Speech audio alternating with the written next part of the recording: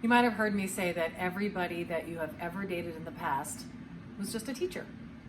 Everybody who's put in your life, I think, is meant to teach you something if you wake up and pay attention to the lessons that you're learning. And if you choose to change your focus onto what you learned, it's a strategy for happiness and joy and creating self-love and self-worth, which is the secret to attracting a badass husband.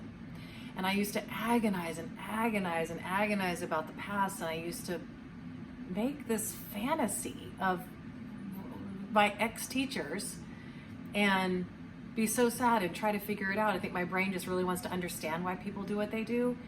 And the truth is, trying to understand isn't actually that helpful. I mean, knowing the reason is really not that helpful to you at all. I mean, think about it. You don't have to explain yourself to anybody if you don't want to. And certainly no one has to explain themselves to you. And most people don't even know why they do what they do. I mean, most behavior comes from, things that are subconscious. They don't even know. And they probably don't even want to know. Even if you could figure out exactly why they did what they did, and you can figure out that, somebody is a narcissist and this is what narcissists do. Okay, great. Well, how does that help you and why does it matter now? Okay, you may understand what he did in the past. You may understand why he did something, or, a lot of times people's behavior is based on severe trauma and childhood issues. It's their own shit. It has nothing to do with you. But here's how I have found to dissolve that fantasy movie that starts to play about your ex-teacher. And it was so great, and why didn't it work out? And, I wish it would have worked out. Well, if it was meant to be, you would still be with them.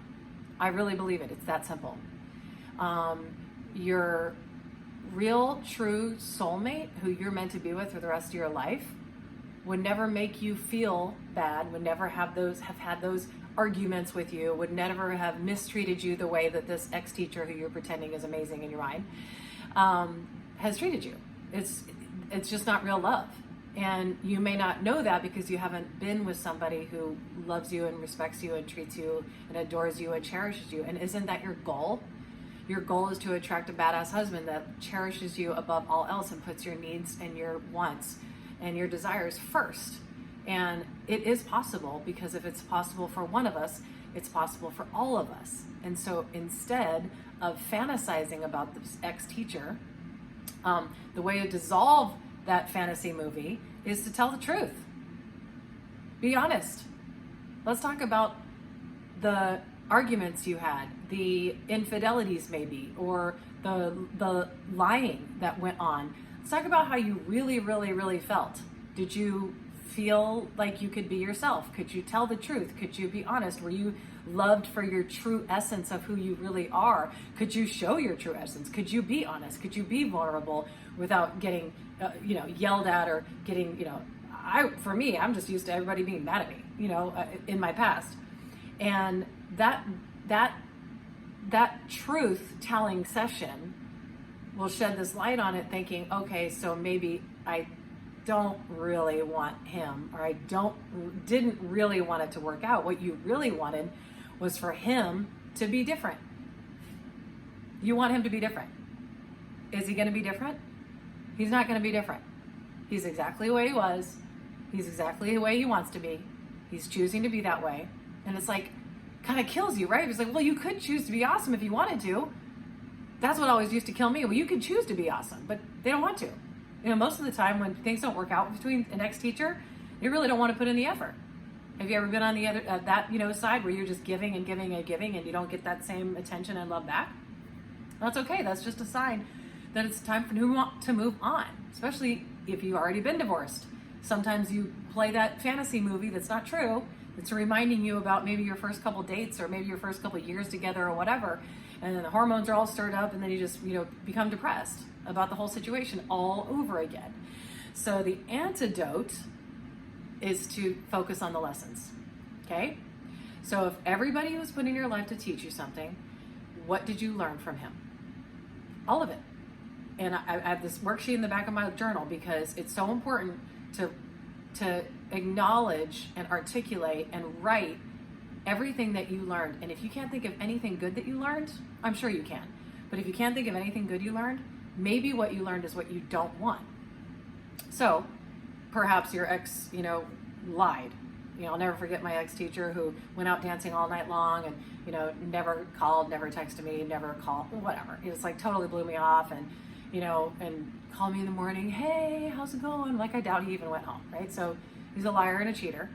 And I blew it off. I stuffed down my real emotions and I didn't say anything and I tried to talk myself out of it. It's fine. It was late and he's tired. This whole, bullshit that's going on, trying to make excuses for him. So obviously I broke up with him right after that. But when that happened, my point is I learned that I want someone honest. I want someone true, loyal, honest, right?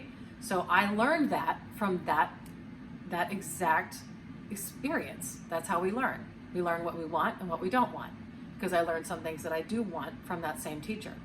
So when you find something that you don't want, then you go back to your soulmate list in the notes in your phone and put that on your soulmate list. My soulmate is honest, true, loyal, and comes home to me every single night. He would never go out dancing with some random people and do God knows what with who knows who, right? So when somebody does something that it hurt you, well, you learn that you want to attract the opposite.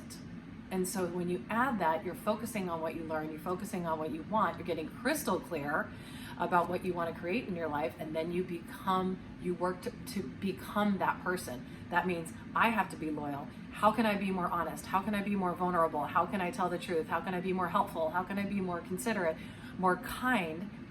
Me. The answer is in the mirror. So that is the antidote. The antidote is to focus on the lessons, write them down, read them, tell the truth about the relationship, and you could believe that it ended because it was supposed to. You could believe that God already chose a soulmate for you and he's already on his way. He's becoming the person that he needs to be so that he can be the best husband for you. You could believe that that person was put in your life just to teach you something. Doesn't that feel so much better? Doesn't that feel like, oh, that does make sense, instead of focusing on what you wish were different? Because he's not different. So it wasn't different. It was what it was. That stays there. That's not going to change. But what can you do? You can focus inward and you can focus on what you want to create, and then you can become that person that you always wanted to be so that you can attract the person that you want to be with. And I hope this helps. I hope you subscribe to my channel. It really helps me a lot. And go to my website, mrskarenstanley.com. I have a blog. You can sign up for my newsletter, and I've got lots of free downloads and lots of good stuff that you might want to check out. Thanks so much. I'm wishing you lots of love. Mwah.